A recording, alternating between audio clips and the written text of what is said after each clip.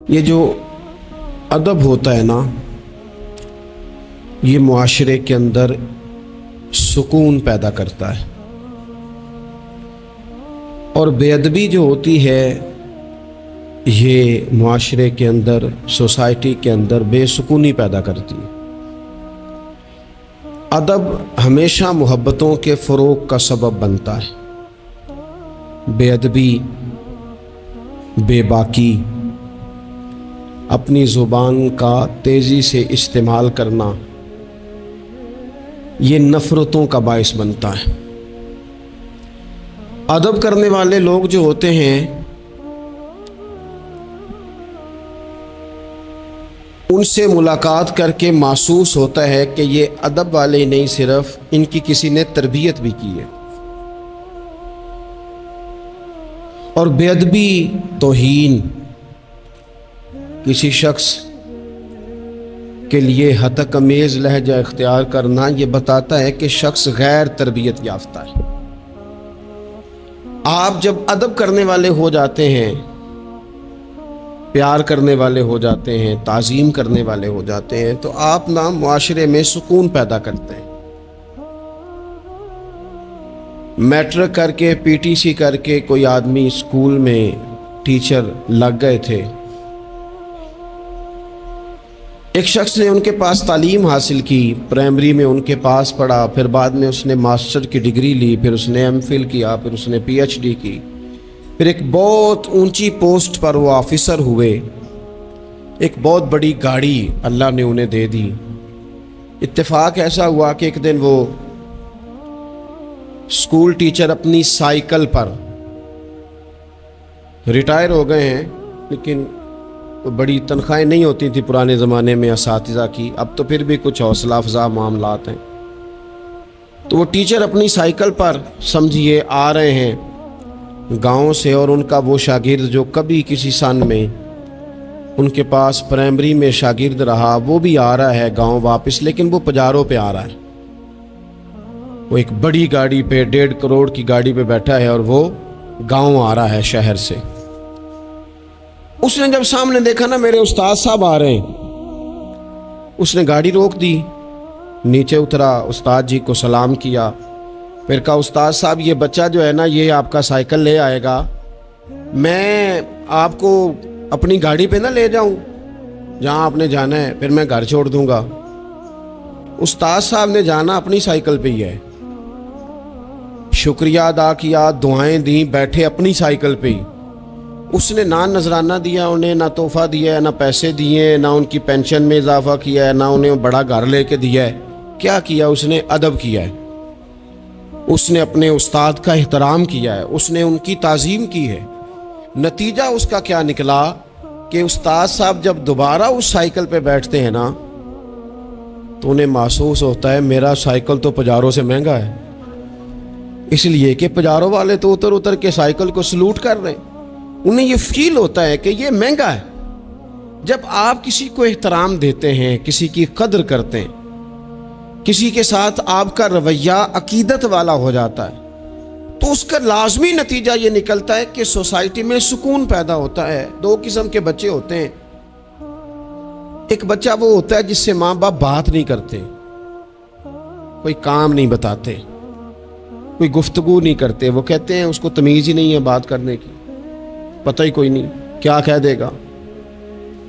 وہ بیٹا ہے، وہ ہو سکتا ہے اس کی وہ کسی کے سامنے شکایت نہ کرے، لیکن وہ اسے کوئی کام نہیں بتاتے۔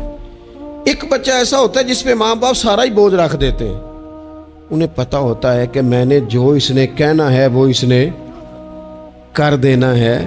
اب وہ بچہ سکون دیتا ہے، ماں باپ اس کی وجہ سے اپنے دل میں راحت محسوس کرتے ہیں۔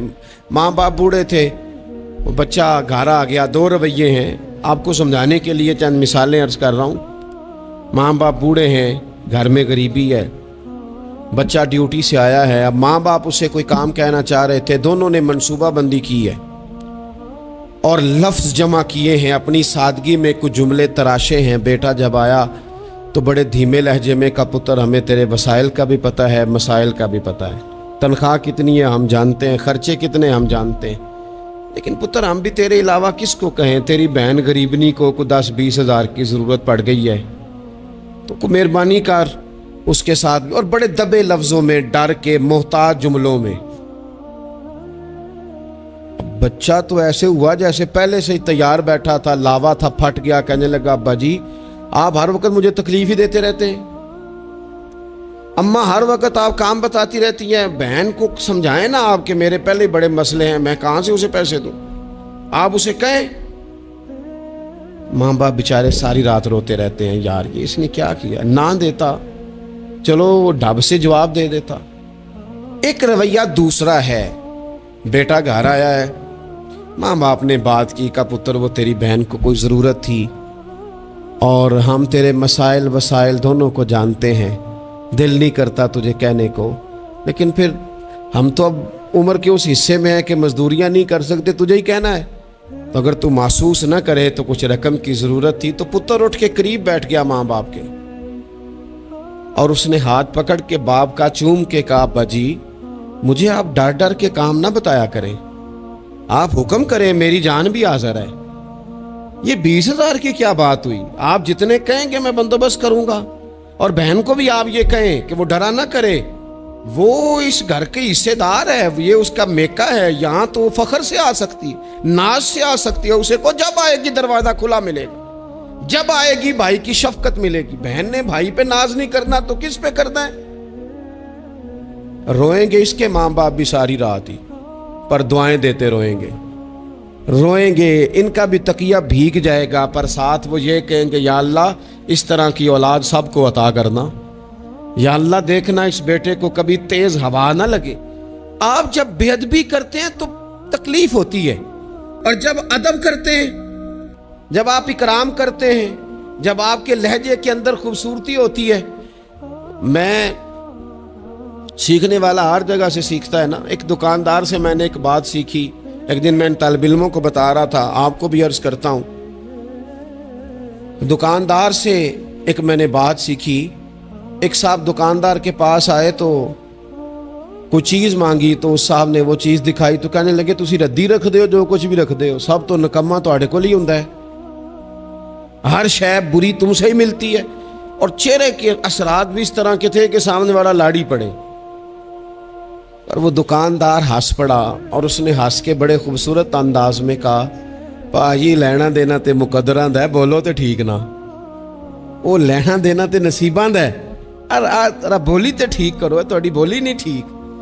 تو وہ شخص نا تھوڑا سا صحیح بولی تو اس نے نہیں کی، لیکن وہ تھوڑا سا نا اس پہ اثر ہوا، اس کے چہرے پہ ایک نہ ماننے والی شرمندگی بھی ہوتی ہے، بندہ شرمندہ ہوتا ہے پر ماننے کو تیار ہے، ایک نہ ماننے والی شرمندگی چہرے پہ آئی۔ تو آپ جب ادب کے دائروں میں رہتے ہیں، جب آپ کا تعین اس طرح کا آپ اپنی زندگی میں طے کرتے ہیں کہ میں نے بے ادب نہیں ہونا، اور سامنے والے کا لہجہ بے ادبی والا ہو بھی تو نہیں ہونا، تو پھر آپ کچھ اور بن جاتے ہیں۔ میرے رسول پاک صلی اللہ علیہ وسلم نے ادب کی تلقین ان لفظوں میں کی کہ اس تلقین میں تاکید بڑی پائی جاتی ہے۔ اللہ کے حبیب نے فرمایا جو چھوٹے پہ شفقت نہ کرے اور بڑے کا اکرام نہ کرے اس کی سزا کیا بیان کی؟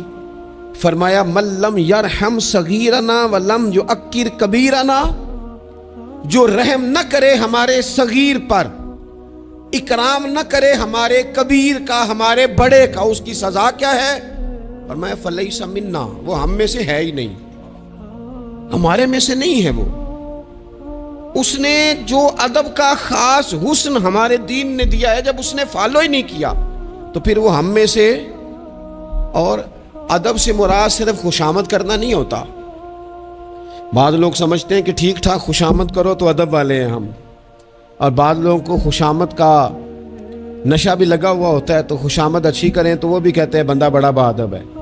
میں اکثر کہتا ہوں ہاتھ چومنا بھی ادب نہیں، ادب تو یہ ہے کہ آپ کسی کا جب بھی ذکر کریں خیر کے ساتھ ہی کریں، آپ جب بھی کسی کے بارے میں آپ بات کریں تو آپ کے رویے سے ادب چھلکے، خالی جھک جانا تو یہ تو بھائی مطلب کے لیے بھی بعض اوقات ہو جاتا ہے، اس کی کوئی ضرورت نہیں، کوئی اس کی حاجت نہیں۔ بہت سارے لوگ ایسے ہیں جنہوں نے ہمارے کبھی ہاتھ نہیں چومے، لیکن ہمیں صحیح طرح پتہ ہے کہ جو کہیں وہ مانتے ہیں۔ نیرا ہاتھ کا بوسہ لینا اور نیرا جناب سلوٹ کرنا اور سامنے آنا تو کہنا بلے بلے، اس سے بعضوں کا تکلف پیدا ہوتا ہے، مزاج کے اندر بعضوں کا شدت پیدا ہوتی ہے، اس کی ضرورت نہیں ہوتی۔ ادب ہمیشہ، اور ادب کے بڑے دائرے ہیں۔ اب صحیح بخاری میں حدیث ہے، استادوں کے مقابلے میں مسئلہ نہیں بتانا چاہیے، یہ بھی ادب ہے۔ آتا بھی ہو تو نہیں بتانا، بڑے بیٹھے ہوں تو کسی کو نصیحت نہیں کرنی چاہیے، یہ بھی ادب ہے۔ صوفیاء تو یہاں تک فرماتے ہیں کہ شیخ بیٹھا ہو تو تسبیح نہ چلاؤ، وہ تمہیں نصیحت کر رہا ہے، تم تسبیح چلا رہے ہو، تم اسے بتانا چاہ رہے ہو کہ میں تو نیک آدمی ہوں، تو باتیں کر رہے ہو میں اللہ اللہ کر رہا ہوں۔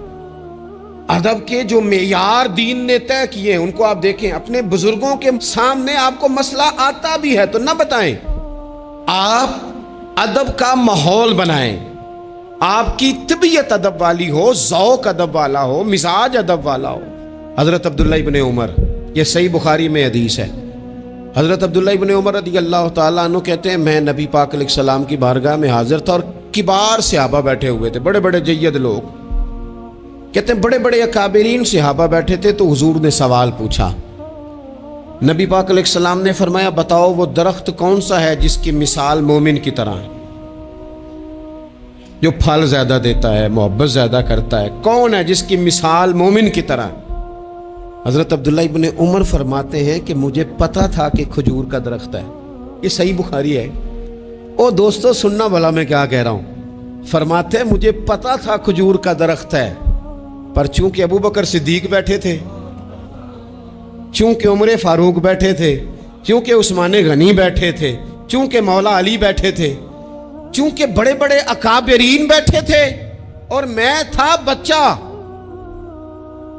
فرماتے ہیں جواب آتا بھی تھا تو میں نے اس لیے نہیں دیا کہ میرے باپ بیٹھے ہیں، میرے چچا بیٹھے ہیں، ان کے ہوتے ہوئے صلاح دوں، ان کے ہوتے ہوئے میں بات کروں؟ فرماتے ہیں میں نے بتایا نہیں، لیکن جب کسی نے نہ بتایا تو حضور نے خود فرمایا وہ کھجور کا درخت ہے، فرماتے ہیں میرے دل میں خیال آ گیا کہ میرے ذہن میں جو جواب تھا بالکل ٹھیک تھا، دیا کیوں نہیں، بتایا کیوں نہیں؟ جواب آتا تھا پھر بھی نہیں بتایا، اس لیے کہ بڑوں کا ادب قائم رہے، بڑوں کا مزاج قائم رہے۔ لیکن یہاں تو بھائی استادوں کے ہاتھ سے 1 منٹ میں نکل جاتا ہے سارا کچھ۔ شاگرد کہتا ہے میں بتاتا ہوں نا استاد جی تو گوگل چلاتے نہیں، اور میں تو گوگل کا مفتی ہوں پورا، میں نے تو مسئلہ نکال بھی لیا ہے، میں ابھی میں نکال کے دیتا ہوں۔ یہاں تو عبارتیں ٹھیک کرا رہے ہوتے ہیں طلباء اپنے اساتذہ کی، یہاں تو مرید کہہ رہے ہوتے ہیں کہ آپ مجھ سے رائے لیں، میں آپ کو بتاتا ہوں کہ پیری مریدی صحیح کیسے چلتی ہے، میں بتاتا ہوں آپ۔ اپنی زندگی میں جب آداب لے آئیں گے، جب ادب لے آئیں، اور شدید ایمرجنسی بھی ہوتی تھی نا تو صحابہ ادب نہیں بھولتے تھے، بعض اوقات ایمرجنسی میں ادب نہیں ہوتا، مطلب یہاں خدا نہ خواستہ میرے کپڑوں کو پیچھے آگ لگ جائے تو آپ کیا کہیں گے، پیر طریقت، راہبر شریعت، فلانا صاحب فلانا، جب تک سارے کپڑے جل جائیں۔ اگر ایمرجنسی ہو جائے نا، کپڑوں کو آگ لگ جائے تو کہا جاتا ہے جناب آگ لگ گئی آپ کے کپڑوں کو، ہو سکتا ہے نام لے کے کوئی پکارے مولانا صاحب وہ دیکھیں آگ ہے، اتنے لمبے لقب نہیں ہوتے، لیکن صحابہ ایمرجنسی میں بھی حضور کا ادب کرتے۔ حضرت صدیق اکبر غار ثور میں ہیں، ایڑی پر ڈنگ مار رہا ہے سانپ، اور سانپ کا نام لے لے تو بندہ گھبرا جاتا ہے، لیکن ایڑی پہ ڈنگ مارا جا رہا ہے، جب تک ڈنگ لگ رہا ہے بار بار، اب اس کا اثر تیز ہوا، اس زہر کا اثر جب جسم پہ ہونے لگا تو آنسو آنکھوں سے نکلے، وہ حضور کے چہرہ نور پر آئے تو محبوب نے فرمایا کیا ہوا؟ کہنا چاہیے تھا نا سانپ سانپ سانپ سانپ، پر حضرت صدیق اکبر ادب نہیں بھولے، کہنے لگے فدا کا ابی و امی یا رسول اللہ، حضور میری ماں بھی قربان، حضور میرا باپ بھی قربان، فدا کا روحی و قلبی یا رسول، حضور میرا دل بھی قربان، حضور میری روح بھی قربان، یا رسول اللہ وہ سانپ نے ڈس لیا مجھے۔ ادب نہیں بھولے، وقت بدلنا ہے تو بدل جائے، لیکن آداب کبھی بھی امت کے ہاتھوں سے جانے نہ پائے، آداب کا ہر وقت خیال رکھا جائے، ہر وقت خیال رکھا جائے۔ آخری بات آج آپ حضرات کی خدمت میں عرض کرنی ہے، ہر جگہ ضروری نہیں کہ کوئی تنقید کا پہلو ہی نکالا جائے، ہر شخص کی نیت پر شک ہی کیا جائے، یہ ضروری نہیں۔ ایک ذہن بنا لیں، جو بھی رسول اللہ صلی اللہ علیہ وسلم کی بات کرے، عقیدہ اس کا ٹھیک ہو، دین کی بات کرے، قرآنی تعلیمات کی بات کرے، وہ کوئی ہو، کوشش کریں کہ جو خیر کی بات ہو اس میں خیر کے ساتھ سپورٹ شروع کر دیں۔ ہم نے بہت زیادہ جو گروہ بندی شروع کر دی ہے، اس سے تھوڑا سا اپنے آپ کو اوپر لے کے آئیں۔ اقبال بار بار روتے تھے، کہتے تھے فرقہ بندی ہے کہیں اور کہیں ذاتیں ہیں، کیا زمانے میں پن پنے کی یہی باتیں ہیں۔ کہتے تھے کیا اس طرح ہم آگے جائیں گے، کبھی برادریوں کے بت اور کبھی جماعتوں کے بت۔ تھوڑا سا نا اپنے ذہن کو بڑا کریں، اور دین کی بات آپ کو لگے صحیح کہ بندہ کچھ ٹھیک ہے، آپ نے بندے کی سپورٹ کرنی ہے کہ دین کی بات کی سپورٹ کرنی ہے؟ کوئی بھی کسی بھی رنگ میں جب حضور کا تذکرہ کرے، وہ حضرت ابراہیم علیہ السلام نے سنا تھا کہ وہ کماد کے کھیت سے، گنے کے کھیت سے کوئی اللہ اللہ کر رہا ہے، تو حضرت ابراہیم پہنچ گئے، اور فرشتہ تھا انسانی شکل میں، فرمایا رب کا نام پھر سنا۔ اس نے کہا میں سارے اونٹ لے لوں گا، فرمایا تو نام لینا تو اونٹ سارے ہی تیرے۔ پھر تھوڑی دیر کے بعد چپ کر گیا۔ حضرت مفتی احمد یار خان صاحب رحمۃ اللہ نے اس کو لکھا ہے، دوبارہ سنا تو کہنے لگا ساری گائیں لے لوں گا، فرمایا ساری تیری ہوئی، نام دوبارہ سنا۔ نا علماں وچ پھسا سانو، تو یار دی گل سنا سانو۔